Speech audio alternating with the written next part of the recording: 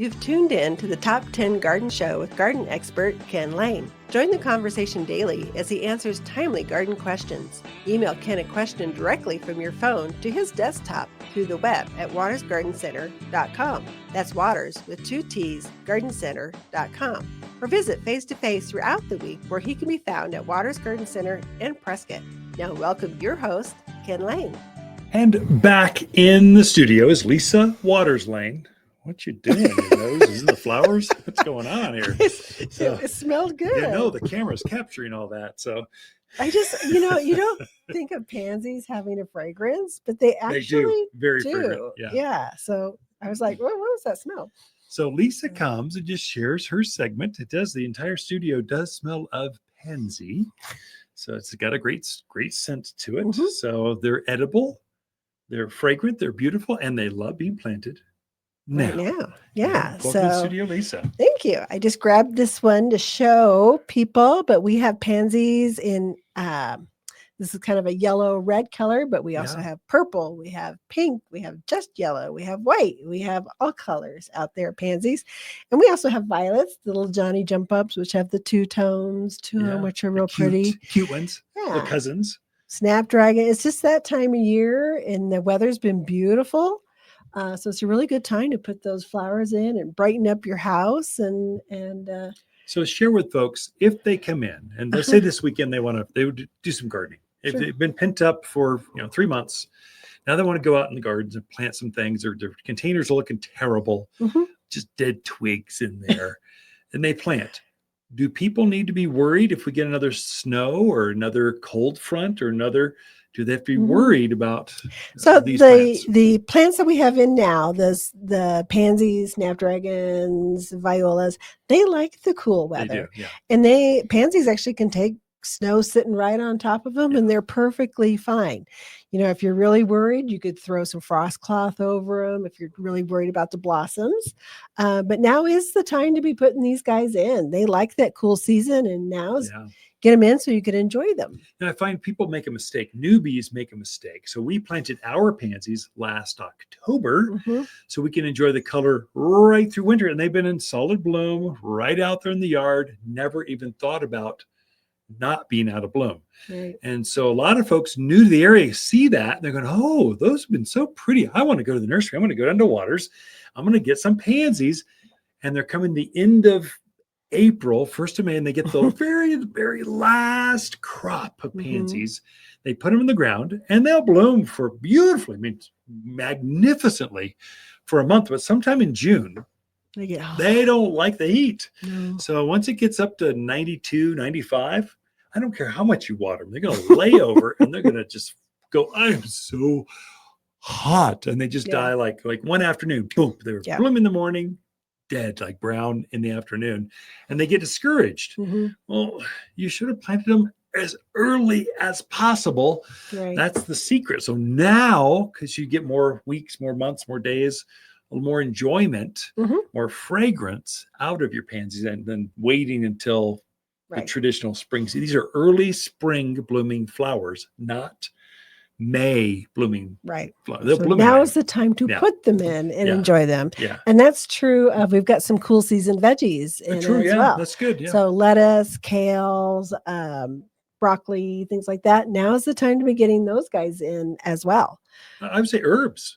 Yeah. We've got some early. So parsley, it does better. Kale does better by planting them early. They taste better. The lettuces, the spinaches taste better when you get cool nights. It kind of makes them real sweet. Once we get closer into spring and they start to bolt and they elongate, they get bitter. They get an off flavor, and they're not they're maybe as healthy, but you want them to taste good and be healthy for you, not gross taste anyway. Yeah, so definitely time to get out, and what beautiful weather to come out to the garden center and take a look and see what's out there. What's fun is to see. So we get bored. It's winter. It'll be 32 today. Yay. It's not very pleasant out. But to see the weather turn and all the gardeners coming back, your friends are in. Yeah. Even if they're not buying, they're in going, I just had to come see. You hear that all the time. I just had to come see what's new. And they're just poking around. They usually will take one little thing home with them. Right. But they can't resist. They're strategizing what am I going to do this spring? So anyway. Yeah, it's kind of fun. Let's see them come in. We also got in huge truckload today. Yeah, I know. I'm tired. I have to load the truck, but some really, really nice spring blooming trees. Yeah. And now is the time to be putting those in the ground so that they bloom in your yard and you get to enjoy the blooms off of them this year. So we got some great Oklahoma Redbuds in a few different sizes. That's that tree that has that bright pink blossom. That's another fragrant tree, an edible tree. So redbuds are beautiful. We got the Oklahoma, and we also got some Merlots, which has Oklahomas have a really nice green leaf to them, and the Merlot has more of a burgundy leaf to it, but they both bloom that really bright pink blossom. Yeah. So a lot of nice ones of those in all different sizes. We got the KV plum in, which is another it's a good standard tree for here. It is tough as nails. What's the Latin name on that? Krauter Vesuvius. Yeah, that's it. Something. Krauter, I always call it Vesuvius, but I don't think that's we just call it KV. That's good enough. So don't even try. So that has that lighter pink blossom, but it blooms and then it puts on more of a burgundy leaf. Yeah. So it's a nice tree to mix into a yard where maybe you have a lot of just green stuff. Or blue. Just nothing but blue, like oaks. Yeah. Like scrub oaks. So it's really nice contrast with things out there. Lots of really cool crabapples. 2 new ones that we got in. One, and they call it Ivory spear, and the other one's raspberry spear. But they are probably going to get 18, 20 foot tall. But if you don't have enough space for a wide one, these get about 7 and 8 feet wide. Oh, perfect for so patio. Yes, oh my gosh. That side yard is so tight sometimes. Right, where you don't want it going over onto your neighbor. But really cool trees. They look fabulous. Look fun to try. I can't wait to see that. I haven't seen them. I'm not familiar with that. Yeah, so one has a white blossom, the other has that dark pink blossom. I want it to be purple, orange. I want a crabapple with orange flowers that glows in the dark, that blooms year round. No, not yet. We're still waiting for that one. But we did get the other crab. We got some prairie fires in. We got some perfect purple crabapples in. And crabapples are that's another tree that just it's old fashioned, but really it's old fashioned. Your grandparents planted it for a reason because it was so easy to care for. The brightest of all the spring blooming trees, and the new varieties have just these tiny, cutest little crab apples that are just so cute. They're itty bitty, but the birds love them. Yeah. So if you're planting for the birds, those are great. Kwanzaa cherries, which is an ornamental cherry. A couple of really nice sizes of those in. What else did we get? We got some more 4-in-1 apples and some 4-in-1 pears. Yeah. So we got and 3-in-1 cherries. Really nice quality, nice beefy trunks, look really good. Aspen. We got our first load of aspen in. What else did we get? Let me think. Autumn blaze maples. Big ones, I hope. We need some big ones. We got some big ones. We got some birch in as well. Some nice Jack Monte birch, which has that real white bark to it that people love. Yeah. So some really cool stuff to come in and check out. So we had a plant drop. So we let folks see what was coming last week or the week before. And we had the cocktail trees. Basically, it's grafted multiple fruit trees on one trunk. And we sold out that day. And so we did not see that coming.